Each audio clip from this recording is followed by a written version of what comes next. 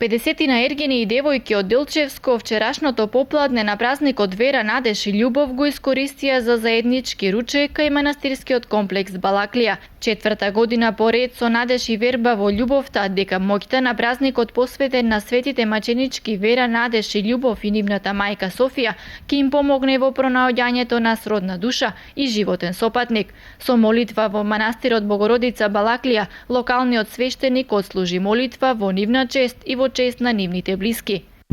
Па вака, пред 4 години, наша група на другари од Делчево, поточно од Милков Брдо, решивме да организираме еден свечен ручек баш на денешниот ден Вера, надеж и љубов, бидејќи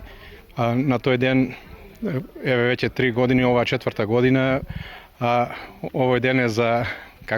за ергените и за девојките кои што не се мажени и женети, па на овој ден секоја година си даваме ручек за среќа, за да се осреќиме сите, што се вели секоја година по некој од сите другари се женат, се мажат и тоа.